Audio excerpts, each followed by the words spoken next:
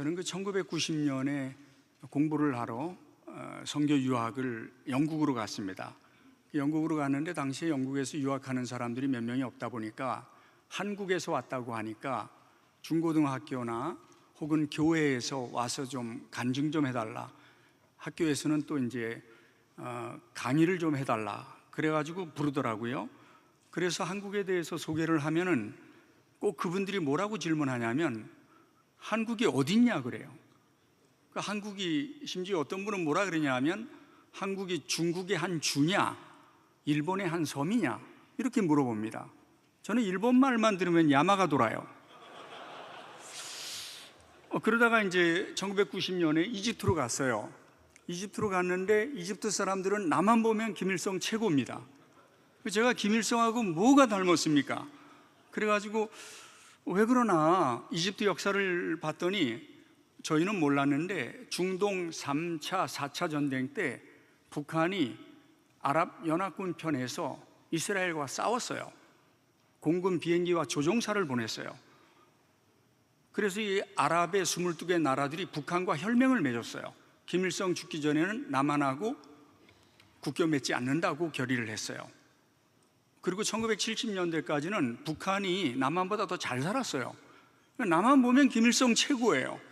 그러다가 2005년에 그 겨울연가라는 드라마를 이집트에서 상영했어요. 근데요, 그 시청률이 65%였습니다. 여러분은 무슨 얘기를 해야 놀라는 척이라도 좀, 이 65%는 굉장한 거예요. 한국에서도 20% 넘어가면 난리인데 65%는 전 국민이 다 보는 거예요. 이집트 같은 경우에는 지방마다 텔레비가 한 대씩밖에 없어요. 그러니까 동네 사람들이 전부 모여가지고 텔레비 앞에서 보는 건데 65%면 굉장히 높은 겁니다. 다시 하겠습니다. 2005년에 이집트에서 겨울연가라는 드라마를 했는데 그 시청률이 65%였습니다. 그래서 저는 그때 굉장히 좋았어요. 사람들이 저보고 배영준 닮았다고, 우리 집사람이 아니라고, 안성기 젊었을 때하고 똑같다고. 근데 그게 딱 끝나자마자 별에서 온 그대라는 드라마가 시청률이 80%. 그때 우리 집사람 신났어요. 사람들이 다 집사람 보고 전지현 닮았다고. 그럼 내가 아니라고, 김희애 젊었을 때하고 똑같다고 그렇게 위로하면서 사는데 2006년에 송일국 씨가 주연한 드라마 주몽이 85%, 그거 끝나고 대장금이 90%, 대장금 끝나고 중동의 모든 가전제품의 65%가 메드 인 코리아로 바뀝니다. 한류가요 대단합니다. 근데 한국 사람들이 드라마 잘 만들고 노래 잘 만들어 가지고 한국의 한류가 열풍인 거 아니에요. 왜 열광을 하냐면 1953년에 한국의 GNP가 76달러였습니다. 이 76달러가 뭐냐, 무슨 얘기냐?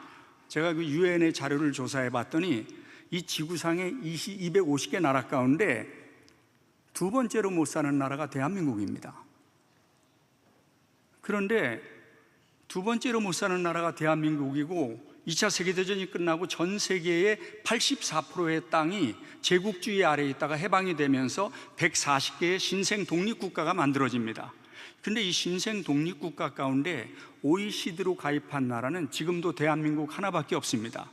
전 세계 250개 국가가 있지만은 그 가운데 개발도상국이 선진국에 가입한 나라는 대한민국 하나밖에 없습니다. 역사상. 그러니까 열광을 하는 겁니다. 개발도상국이나 제3세계의 모델이 되는 거죠. 한국의 근대화의 배경에는 기독교의 성장이 있습니다.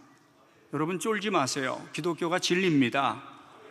작년에 문공부가 전 국민의 종교를 조사했는데 한국 사람들이 제일 많이 믿는 종교가 프로테스탄트 개신교입니다. 20%입니다. 지난 5,000년 역사 속에서 수많은 종교가 오고 갔는데 왜 대한민국 사람들이 제일 많이 믿는 종교가 프로테스탄트 개신교일까요?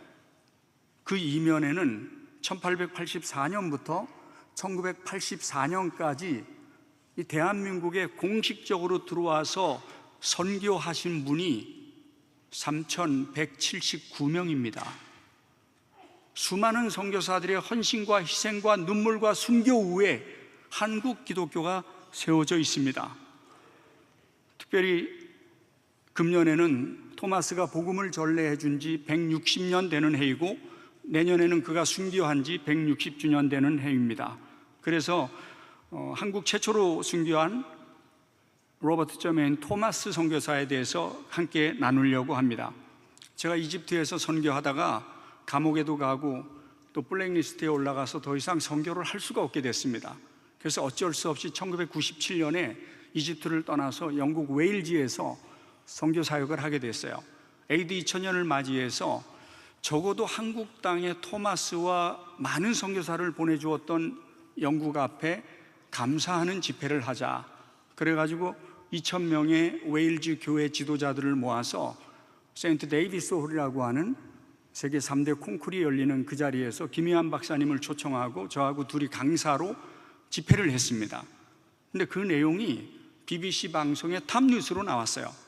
같이 보고 시작하겠습니다. 영상 보겠습니다. An unusual congregation has been filling the pews in a small church in Llanover near Abergavenny. A 60-strong choir from South Korea has been there, commemorating the man who helped bring Christianity to their country. Robert Jermaine Thomas was born in Abergavenny, but was killed during his mission to the Far East during the 1860s. For more on that story, our arts and media correspondent John Gower takes up the story.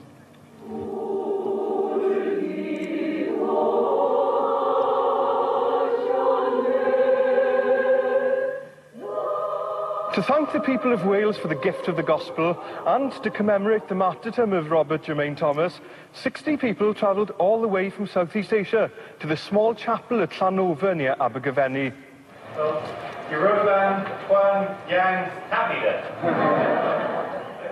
Local Welsh Assembly member David Davis welcomed the visitors in his best Korean.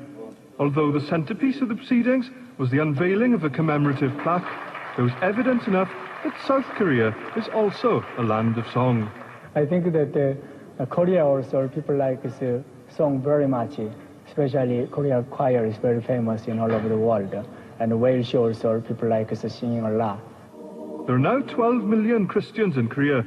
Many of them look to Wales as their spiritual home and are happy to acknowledge the fact with a song in their heart.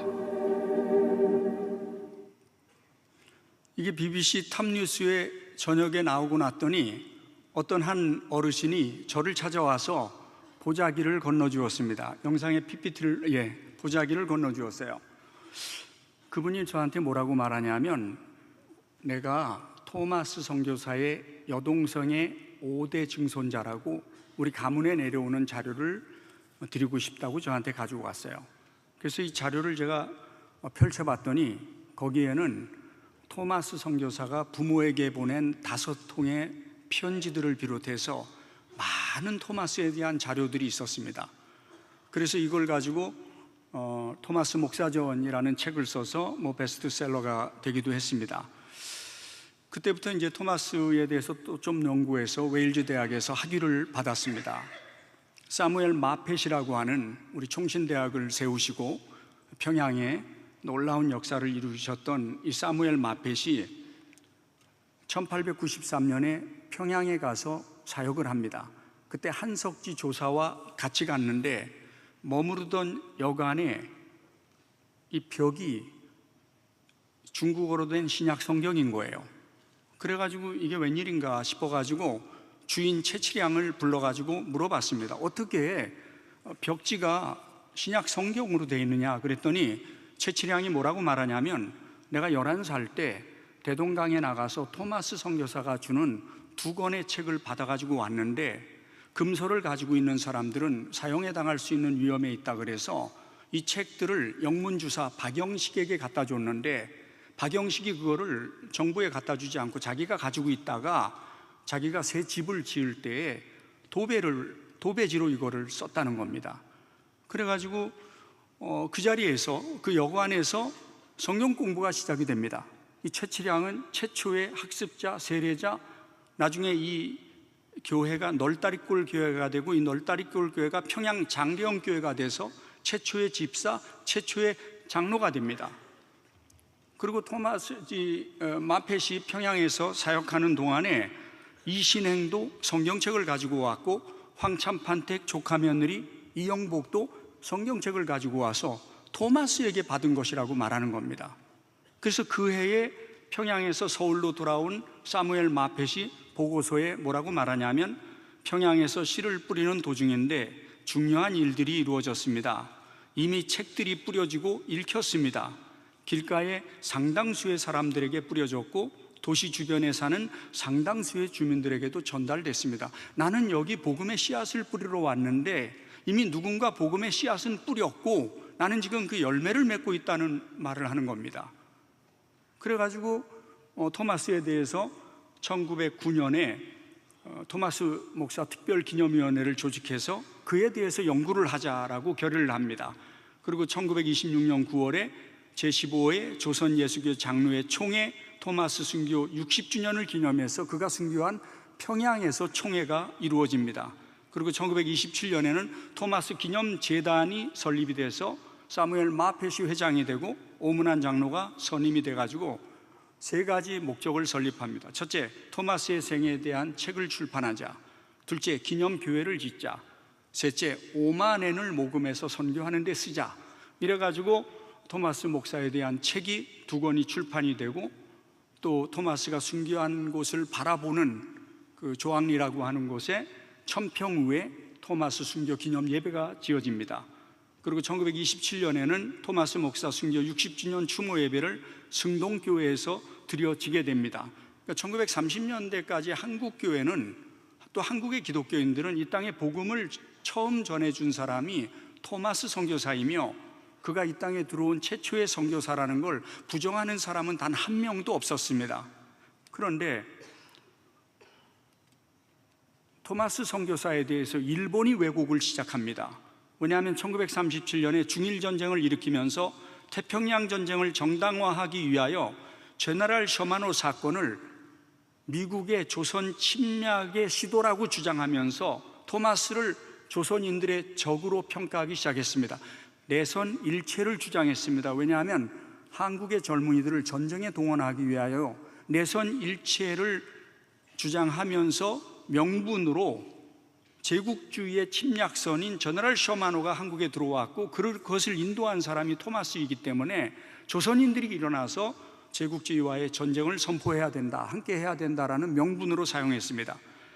그리고 1941년 12월에는 태평양 전쟁을 일으키면서 대동강, 낭랑이라는 연극을 만들어서 전국을 다니면서 상영을 하면서 토마스는 제국주의의 앞잡이고 제너럴 셔마노는 미제국주의의 침략선이다라고 왜곡하기 시작했습니다. 그러나 해방이 됐습니다. 끝난 줄 알았어요.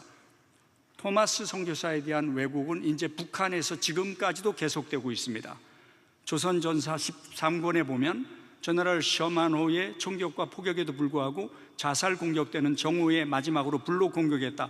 그 부대의 지휘관은 김일성의 고조 할아버지 김웅우였다. 그때 김웅우의 나이가 몇 살이었냐면 9살이었습니다. 9살짜리가 어떻게 제너럴 셔마노를 무찔릅니까?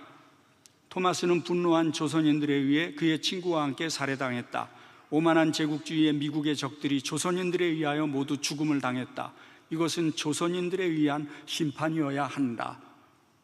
지금도 평양에 가면은 제너럴 셔마노 격침된 장소에 기념비가 세워져 있고 토마스는 여전히 미국인 스파이라고 북한 역사에서는 가리키고 있습니다. 토마스가 대동강 입구 주영포에 들어와서 마지막 죽기까지 한국 사람을 만난 건 딱 10일입니다. 10일 동안의 사건으로 한 인생을 평가할 수 있을까요? 한 사람에 대한 역사는 입체적으로 연구돼야 됩니다.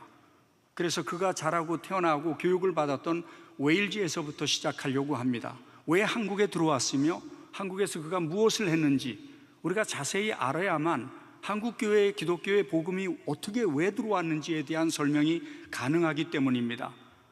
토마스는 로버트 토마스라고 하는 아주 훌륭한 목회자의 아들로 웨일즈에서 태어납니다. 로버트 토마스는 48년 동안 목회를 한 웨일즈의 아주 존경받는 목사였습니다. 이분이 은퇴를 하는 날 그 지역 신문사에서 와가지고 취재를 합니다. 그 신문 기사가 나와 있는데 거기 이런 기사가 나옵니다. 토마스 목사가 은퇴하기 전에 62세에 많은 유산을 장모로부터 받게 됩니다.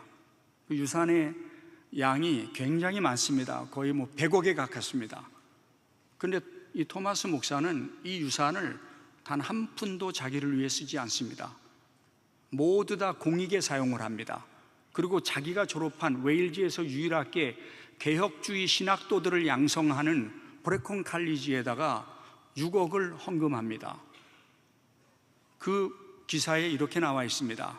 그가 목회 말년에 많은 유산을 받았지만 그 많은 돈이 그의 삶을 바꾸어 놓지 못했다. 6억이라고 하는 돈을 기증받은 이 브레콘 칼리지가 가만히 있을 리는 없지요. 우리 요새 총신에서도 기숙사를 설립하기 위하여 교수들과 학생들이 하나 돼서 기도하고 있습니다. 6억이라고 하는 돈이 그 시골에서 헌금됐는데 그걸 가지고 분명히 무슨 일을 했을 것이다 싶어서 제가 브레콘 칼리지의 자료를 조사해 봤더니 학교 로비에 로버트 토마스 목사의 초상화가 있었습니다. 이게 지금은 영국 국립박물관에 걸려 있습니다. 훌륭한 목사의 아들로 태어납니다. 27살에 수완지라고 하는 곳에 아주 큰 교회 담임 목사가 됩니다. 그러나 부인이 몸이 아파갖고 적응을 못하니까 2년 동안 목회하다가 사임을 하고 부인이 태어난 동네 바로 옆에 거기에 가서 라야다라고 하는 조그만한 교회 담임 목사를 합니다. 당시 기록을 보면 1년에 100명씩 전도됐다고 기록이 되어 있습니다.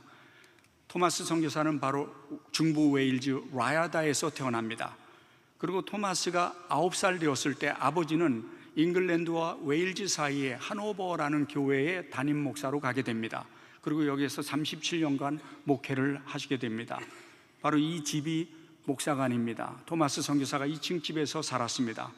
토마스는 11살 때 웨일즈 대학의 명문 대학인 클란도버리 칼리지에 장학생으로 합격을 합니다. 대학 가기 전까지, 유니버시티 가기 전에 7년간의 과정을 세컨다리 스쿨 혹은 칼리지라고 부릅니다. 근데 토마스가 여기에 가서 공부를 하는데 보통 영악하고 공부를 잘하는 게 아닙니다. 그 성적이 지금도 남아있기 때문에 잘 알지요. 모든 과목이 다 A스타입니다. 그리고 이 학교를 3년 만에 조기 졸업합니다. 그리고 옥스퍼드 대학교 지저스 칼리지에 스칼라십을 받고 합격을 합니다. 그런데 그 학교에 들어가지를 못합니다. 왜 못 들어가냐면 당시 옥스브리지라고 해서 옥스퍼드나 캠브리지 대학은 반드시 영국 성공의 교인들만 들어가야 됐습니다. 그러나 토마스의 가정은 개혁주의 신학을 가지고 있는 회중교단이었기 때문에 학교에 들어가지 못합니다. 토마스가 졸업할 무렵의 사진입니다. 이 가운데 한 명이 토마스지요.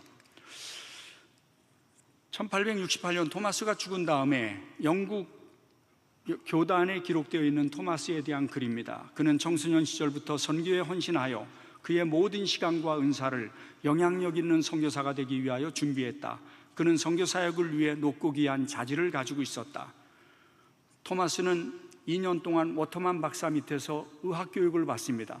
그리고 2년 후에 본격적으로 사역자가 되기 위하여 잉글랜드 운들이라고 하는 곳에 가는데 거기 초등학교 교사를 합니다. 그러면서 한 교회에 출석을 하게 됩니다. 이 교회의 기록을 찾아보았더니 토마스가 주일학교를 맡기 전에는 학생 수가 50명이었는데 1년 후에 토마스가 맡은 다음에 학생 수가 150명으로 늘어나는 것을 확인할 수 있었습니다. 무엇보다도 이 교회에서 운명의 여인을 만나게 됩니다. 바로 캐롤라인 고드프리라는 아름다운 여인입니다. 당시 재정집사의 딸이었던, 또 영주의 딸이었던, 아주 갑부집의 딸이었던 캐롤라인이라는 여인을 만납니다. 캐롤라인이 살고 있던 집입니다. 땅이 73만 평이고 외동딸이었습니다. 그러나 이 모든 것들을 포기하고 토마스와 함께 선교사로 중국으로 같이 떠나게 됩니다. 토마스는 다시 고향으로 돌아와서 런던 대학교에 입학하기 위하여 또 이번에는 사역자가 되기 위해서 아버지의 허락을 받고 강대상에서 첫 설교를 하기 시작합니다. 히브리서 13장 8절입니다. Jesus Christ is the same yesterday and today and forever 라는 주제로 설교를 합니다. 그리고 대학에 입학하기 전까지 노방전도를 다닙니다. 그러다가 18살 때 런던 대학교에 합격을 합니다. 이 런던 대학교는 회중교단에 속한 대학교입니다. 근데 이 회중교단은 영국의 회중교회와 미국의 회중교회와 일본의 회중교회는 전혀 다릅니다. 영국의 회중교회는 철저하게 칼빈주의 교회입니다. 우리가 개혁주의라고 얘기할 때 이 개혁주의는 성경에서 왔습니다. 그 기초는 어거스틴이 났습니다. 개혁주의는 칼빈에 의해서 건축되어지지만 존 오웬에 의해서 완성된다고 신학자들이 말합니다. 바로 이 존 오웬이 영국 회중교단의 목사입니다. 이 교단에 토마스가 속해 있었죠. 여기에서 공부를 하던 중에 1859년에 북부 웨일즈에서 부흥운동이 일어나서 11만 명이 교회로 몰려오게 됩니다. 이때 토마스는 1년 동안 휴학하고 북부 웨일즈로 갑니다. 그리고 부흥에 참여합니다. 다니면서 설교를 하고 복음을 전합니다. 그의 일기에 보면은 156번 설교했다고 기록이 되어 있고, 설교한 도시와 자기가 설교한 교회 담임 목사의 이름이 정확하게 나열이 되어 있었습니다. 1년 동안 휴학하고 돌아온 토마스는 어느 날 닥터 로카드라고 하는 메디칼 닥터입니다. 중국에서 사역하는 메디칼 닥터의 강의를 듣고 감동을 받습니다. 그리고 중국에 선교사로 가기로 결심합니다. 1861년 그는 이렇게 말합니다. 하나님께서 약 18개월 전에 로카드 박사의 강연을 통하여 제 마음에 말씀하셨습니다. 저는 모든 것에 대해 인도함을 받기 위하여 간절히 기도했습니다. 라토아네트라고 하는 예일대학의 교회 역사학자가 토마스가 웨일즈를 떠나 런던에서 받은 개혁주의 전통에 따른 신학교육은 그의 선교적 사명에 대한 확신을 심어주었으며, 이로써 그는 복음의 전파를 위해 해외 선교지로 떠날 준비를 하게 되었다. 전체 6년 동안의 신학과정을 모두 마친 토마스는 1863년 5월 29일 날 켄티시타운 교회에서 캐롤라인과 결혼을 합니다. 그리고 6월 4일 날 안수식과 파송을 받고 중국을 떠납니다. 중국을 떠나기 전에 그가 쓴 글을 살펴보면 무언가 위험한 위기가 다가온다는 것을 알 수 있습니다. 그가 이렇게 말합니다. 선교사의 보편적인 자질은 신중해야 하며 자신을 희생하고 타고난 불굴의 인내가 있어야 합니다.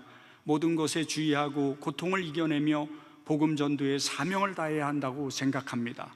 장렬한 글을 쓴 토마스는 그레이브즈엔드 항구에서 다른 선교사들 8명과 함께 폴 메이소를 타고 중국으로 갑니다. 그러나 8명 가운데 단 한 명도 영국으로 돌아온 사람은 없었습니다. 전부 순교하고 현장에서 죽었습니다. 상해에 도착한 토마스는 중국어를 배우면서 적응하기 시작합니다. 그러다가 한코우에서 사역하기 위하여 그곳에서 이미 사역하고 있었던 존 그리피스라고 하는 웨일즈에서 온 선교사를 방문하기 위해서 갑니다. 부인을 두고 혼자 갈 수밖에 없었던 것은 부인이 임신 중이었기 때문에 그랬습니다. 3주 동안 한코우에 가기로 약속을 하고 한코우에 간 사이에 불길한 일이 생겨난 거죠. 그래서 토마스가 중간에 돌아옵니다. 그 사이에 어떤 일이 있었냐면은 토마스가 떠난 다음에 3일 만에 고드프리가 가장 친했던 미국 선교사 부인이 갑자기 죽습니다. 자기가 가장 친했던 선교사가 갑자기 죽으니까 충격을 받아가지고 유산을 합니다. 유산을 하면서 인펙션, 감염이 돼서 3일 만에 죽습니다. 토마스가 돌아오다가 자기 부인을 돌봐주었던 의사를 만납니다. 그 의사가 쪽지를 전해줍니다. 토마스에게 고드프리가 남긴 마지막 쪽지를 전해줍니다. 그 쪽지를 열어봤더니 뭐라고 써있냐면 아이는 유산됐습니다. 그러나 나 때문에 먼저 돌아오지는 마십시오. 당신의 사명을 다 감당하고 돌아오셔야 됩니다. 나는 괜찮습니다. 라고 쪽지를 쓰고 그 다음날 죽습니다. 토마스가 상해로 돌아왔는데 이미 부인은 매장된 상태였습니다. 얼마나 힘들었을까요? 10년 동안 사랑했던 여인이었습니다. 그래서 그의 편지에, 기도 편지에 이렇게 나옵니다. 제 사랑하는 아내는 받을 수 있는 고난을 모두 받았습니다. 더 이상 편지를 쓸 수가 없습니다. 슬픔이 또다시 복받쳐 오릅니다. 고귀한 선교 사역을 위해서 철저하게 저 자신을 드리려고 했고 지금 막 사역을 시작했는데 지금 여러분의 기도가 필요합니다. 라는 기도 편지를 보내고 그의 기도 편지는 눈물로 젖어 있는 것을 확인할 수 있습니다. 1년 동안 토마스는 선교사로서 최선을 다해서 내륙에 들어가 사역을 합니다. 그러나 1년 만에 사표를 냅니다. 사표를 내는 이유는 런던 선교회의 리더였던 윌리엄 무어 헤드와의 선교 전략에 대한 문제였습니다. 토마스는 내륙으로 들어가 중국인들에게 복음 전해야 된다고 생각을 했고, 윌리엄 무어 헤드는 위험하니까 외국인 거주 지역에서 영국 사람들을 위해서 목회하는 걸 도와달라고 이야기했습니다. 1864년은 역사적으로 허드슨 테일러를 중심으로 해서 해안선 선교 시대가 내륙 선교 시대로 바뀌는 순간입니다. 젊은 선교사들이 내륙으로 들어가면서 세계 선교의 판도가 확 바뀌는 때가 바로 이때, 토마스조차도 내륙으로 들어가 중국인들에게 복음을 전해야 된다고 1년 동안 부단히 노력하면서 복음을 전하지만 선교 전략의 문제 때문에 갈라서고 사임을 하게 됩니다. 사표를 낸 토마스는 산둥반도로 갑니다. 왜냐하면 거기에는 자기를 신뢰해주는 알렉산더 윌리엄슨이라는 선교사가 있었습니다. 사람은 자기를 신뢰하는 사람을 향하여 발걸음을 옮깁니다. 알렉산더 윌리엄스가 토마스가 온 것을 반갑게 맞이하면서 그로 하여금 당분간 돈을 벌어야 되니까 세관원의 통역을 맡도록 합니다. 세관원에서 통역을 하면서도 토마스는 중국인들에게 복음을 전해서 세례를 줍니다. 1865년 따뜻한 봄날 해변가에서 2명의 한국 사람을 만납니다. 김자평과 최일선이라는 사람입니다. 역사상 처음 만나는 조선 사람들인데 복음을 전하려고 하니까 로만 캐톨릭은 뭔지 아는데 프로테스탄트 개신교를 모릅니다. 성경이 뭔지를 모릅니다. 캐톨릭은 아는데 프로테스탄트 개신교를 모르는 그들을 알렉산더 윌리엄슨에게 소개시켜주면서 함께 공부를 시작을 합니다. 한 번도 선교사가 들어가 보지 못한 나라가 있다는 것을 그때 알고 토마스는 자유롭게 한국어를 공부하기 시작합니다. 그러다가 다시 런던 선교회에 허입을 요청해서 1865년 8월 22일 날 허입이 됩니다. 그러니까 토마스가 한국에 들어왔을 때는 이미 런던 선교회 소속 공식 선교사였다는 것을 말하는 것입니다. 그리고 김자평과 최일성과 함께 서해안에 복음을 전하러 갑니다. 우원타이가 항해하는 그 배를 타고 오게 됩니다. 백령도를 거쳐서 서해안에 도착합니다. 서해안에 도착한 내용이 조선실록 나와 있습니다. 1886년 8월 20날 배에 타고 있던 한 영국인이 모래사장에 한 뭉치의 종이를 던지고 남해를 향해 달아났다. 그 종이 뭉치 속에는 종이 한 묶음과 16건의 금서와 서양 달력이 있었다. 우리가 어렸을 때 달력은 가장 큰 선물이었습니다. 그 선물을 주면서 동시에 금서는 성경책이죠. 16건의 성경을 나눠주고 남쪽으로 향했다는 말이 조선실록에 나옵니다. 토마스는 3개월 동안 서해안에서 복음을 전하다가 북경으로 갑니다. 왜냐하면 북경으로 임지가 정해졌기 때문입니다. 북경에 가서 매일마다 런던 선교회 교회에 가서 설교를 합니다. 그런데 1866년 구정 바로 전 동지 때 조선에서 동지사가 북경으로 갑니다. 명나라 이후에 동지사가 항상 그 중국의 황제에게 선물도 주고 선물도 받아가지고 돌아오는 그런 문화가 있었습니다. 동지사 일행들이 가는데 그 가는 인원들은 정부에서는 30명을 보내지만 전체적으로는 150명이 따라갑니다. 유일하게 무역을 할 수 있는 기간이기 때문에 상인들이 가서 수출과 수입이 이루어지던 때였습니다. 150명 정도가 갔는데 토마스가 어느 정도 한국말을 하니까 그들을 초대해 가지고 복음을 전합니다. 근데 그 가운데 어떤 사람이 이렇게 말합니다. 토마스의 편지에 나와 있는 내용인데 앞부분을 제가 읽을 테니까 뒷부분을 여러분이 읽어 주십시오. 인간적으로 말하자면 조선인들은 기독교의 진리에 전혀 반대하지 않습니다. 제가 지난 가을에 서해안에서 배포했던 성경책들이 아름답고 인구가 많은 평안도의 수도 평양까지 들어가게 되었습니다. 이번 겨울에 동지사로 이곳을 방문한 무역상인 박가라는 사람이 며칠 전에 저에게 말하기를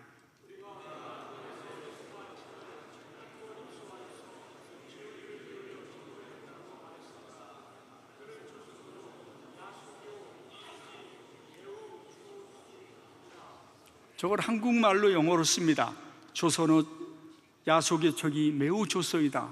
지난 가을에 영국 사람이 나눠주었던 그 성경책이 평안도의 수도 평양의 상류층 사람들이 그 책을 읽고 있고 나도 정독을 했는데 정말 책이 좋다고 말합니다. 여러분, 선교사로서 이런 말을 들으면 감동입니다. 저도 개인적으로 그런 경험은 있습니다만 정말 행복합니다. 내가 전해주었던 성경을 읽었다는 이야기를 들을 때마다 선교사는 가슴이 터집니다. 얼마나 행복하고 감사한지 모릅니다. 근데 이게 한 번이 아닙니다. 토마스의 또 다른 편지에 이렇게 나옵니다. 올해 1월 북경에서 온 동지사 일행 중 한 명이 외국인이 조선 해안에서 나눠줬던 것과 같은 마태복음 한 권을 간청하는 한문으로 된 쪽지를 제 손에 들려주었습니다. 이 사실들은 자명합니다. 하나님의 말씀의 영향력을 확장하려는 우리의 힘은 결코 소멸되지 않았습니다. 지난번에는 상인이 와서 얘기하더니 이번에는 동지사, 정사, 정부에 속한 관원이 토마스에게 몰래 와서 손에다가 마태복음을 구해달라고 전해주고 떠난 겁니다. 이럴 때에는요, 하나님의 음성이라고 밖에 들을 수 없지 않습니까?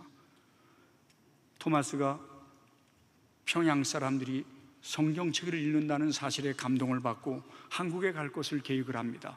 그러다가 저너럴 셔마노라고 하는 무역선이 한국에 간다는 이야기를 듣자 그 상선에 올라갑니다. 통역관으로 간 게 아닙니다.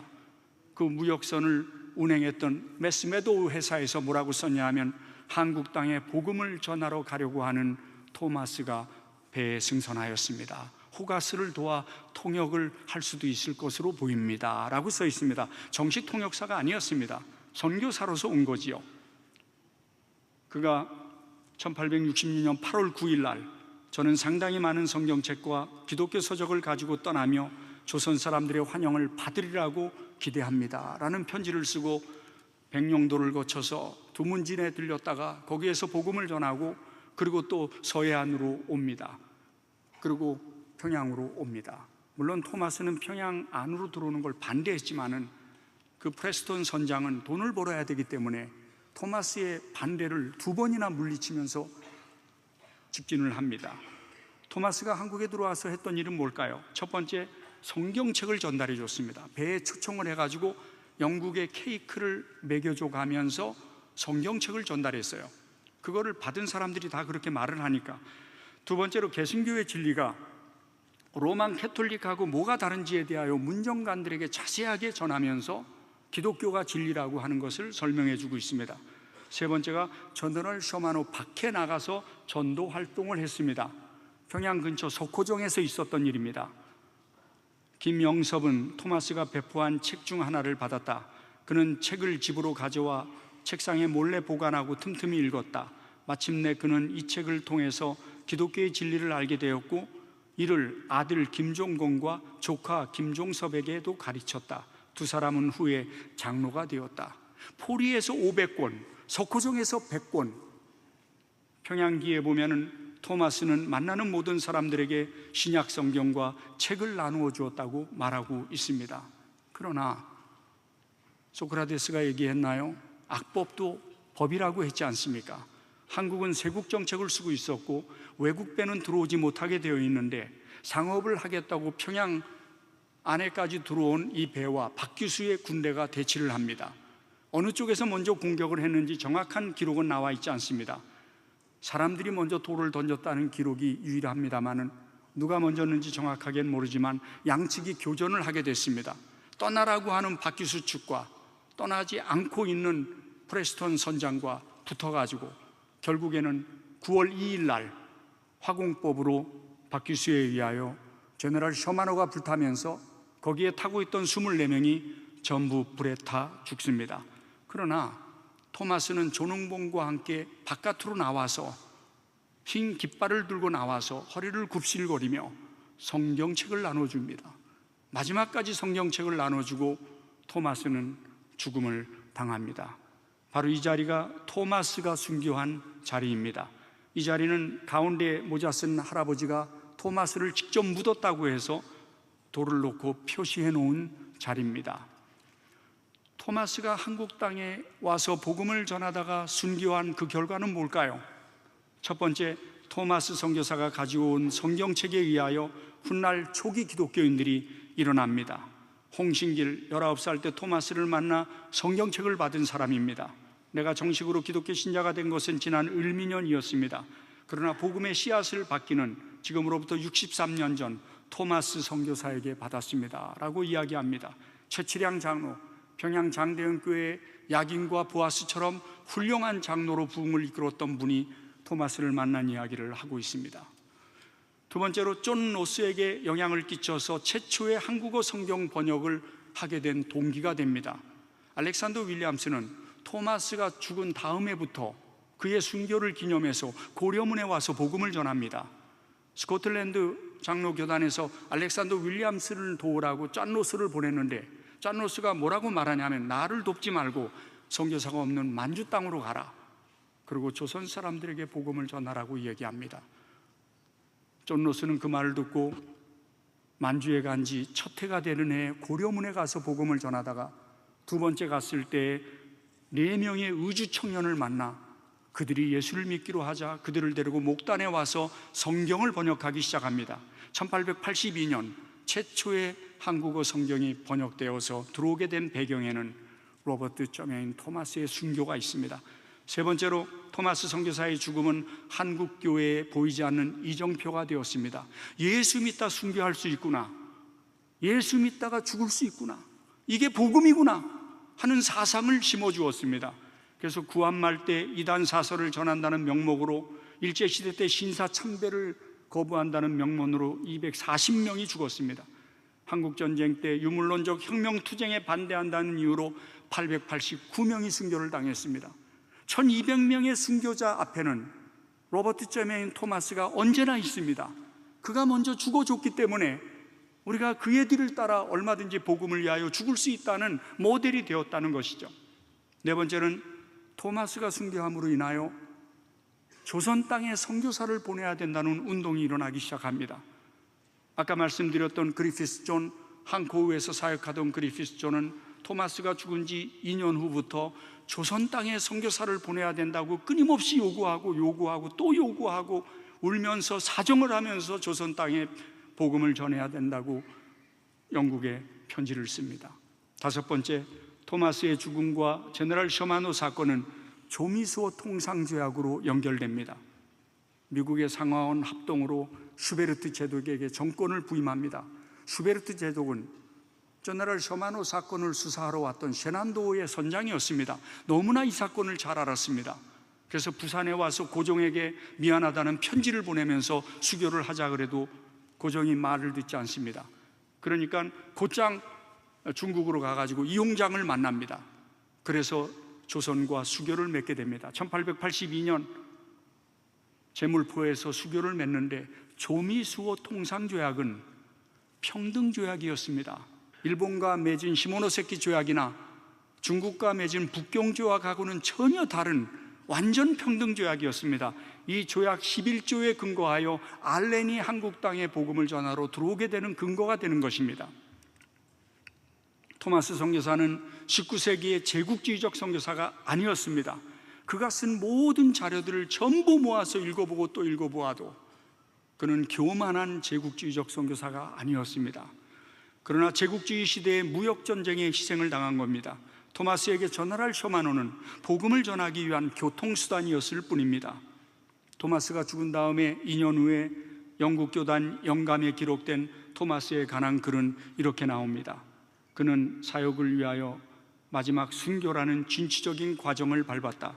그가 조선에 간 목적은 언어를 완벽하게 구사하여 성경을 번역하고 어두운 땅에 기독교를 세우는 것이었다.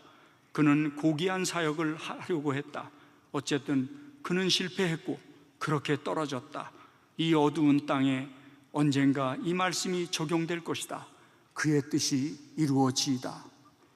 오늘 이 자리가 그런 자리가 아닌가요? 결론입니다. 토마스는 복음의 열정을 가지고 2차례에 걸쳐서 선교여행을 왔다가 한국 개신교의 첫 번째 순교자가 되었습니다. 그럼에도 불구하고 일본과 북한에 의하여 토마스의 순교는 왜곡되어 갔습니다. 또한 1980년대에는 토마스의 죽음을 순교로 보기 어렵다는 한국 사학자들의 연구도 있었습니다. 한국 사학자들의 연구는 실증주의 역사관에 기초하고 있습니다. 그러나 기독교 역사는 선교의 역사이며 선교의 역사는 선교사들과 그를 수용한 기독교인들의 역사입니다. 따라서 선교사의 삶과 선교 활동에서 하나님의 존재와 개입을 부정한다면 기독교의 역사는 존재하지 않을 것입니다. 토마스의 순교자의 지위와 그의 선교에 대한 열정은 한국 기독교인들의 가슴 속에 살아 있습니다. 시대가 바뀌고 신학과 사관이 바뀐다 해도 그가 살았던 삶과 신앙, 그리고 선교사로서의 태도는 여전히 남아 있습니다. 이러한 신앙과 사상을 연구하여 그의 죽음을 순교로 바라보는 이 시대의 기독교인들이 계속 발전시켜 나가야 될 일입니다. 토마스의 죽음의 마지막 결론은 모든 육체는 풀과 같고 그 모든 영광은 들의 꽃과 같으니 풀은 마르고 꽃은 떨어지되 오직 주의 말씀은 영원히 서리라. 이 말씀이 곧 너희에게 전한 복음이라. 토마스는 갔지만 그가 전했던 이 말씀은 오늘도 우리의 가슴 속에 살아있고 우리가 있는 각 처소에서, 교회에서 실천되고 있으리라고 확신합니다. 저는 2001년에 영국 국회에서 설교를 하러 와달라는 요청을 받았습니다. 고든 브라운이 편지를 보냈는데 토니 블레어가 수상이었습니다. 국회에 갔더니 고든 브라운이 안내를 하는데 아버지가 장로교회 목사라고 얼마나 저를 따뜻하게 맞이해 주는지 하원의 장실에 가서 대기하고 있다가 국가조창기도에 갔습니다. 700명의 국회의원들과 지도자들이 있었습니다. 제가 설교를 하다가 마지막에 결론을 이렇게 맺었습니다. What was the tragedy of the British Church? 영국 교회 비극이 모였길래 조선 땅에 첫 번째 순교자를 보내줬고 수많은 선교사를 보내주었던 영국 교회가 이 모양 이 꼴이 됐느냐고 이야기를 했습니다. 남의 나라 이야기하려는 것이 아닙니다. 25년 동안 외국에서만 살다가 한 세대를 외국에서만 살다가 한국에 들어온 저로서는 지난 30년 이전의 한국교회와 지금의 한국교회가 뭐가 다른지 눈에 보일 수밖에 없었습니다. 그래서 정리를 해봤습니다. 오늘날 한국 안의 비극은 무엇일까? 과거와 도대체 뭐가 달라졌을까? 첫 번째는 교회 안의 성공 지상주의입니다. 예수 믿고 아파트 평수 늘리는 것만 축복이 아니죠. 주님과 동행하는 것이 축복이죠. 어떤 환경, 어떤 조건 속에서라도 주님과 함께하는 것이 축복이죠. 자본주의의 성공 개념이 교회 안에 들어와서 진정한 성공에 대하여 망가뜨려진 것이 눈에 보일 수밖에 없습니다. 두 번째는 신앙의 사사화입니다. 신앙은 나 하나 잘 먹고 잘 살다가 천국 가는 것이 아닙니다. 예수님의 보혈은 공유되어야 합니다. 왜냐하면 하나님의 나라가 확장되어야 되기 때문에 신앙은 사적인 개념이 아니라 공적인 개념입니다. 마지막으로 배타성입니다. 복음은 이타적인 것이 아닌가요? Not for self. 이 모든 것을 한마디로 표현하면 우리 한국교회가 과거에 비해서는 이기적이 되어가고 있다는 것입니다. 기독교가 어떻게 한국에 들어왔는지 생각해야 됩니다. 토마스를 시작으로 3,179명의 선교사들이 이 땅에 합법적으로 파송되어 들어와서 헌신하고 희생하고 순교하고 자신들을 내어놓았습니다. 왜 호남 지역의 복음화율이 높습니까?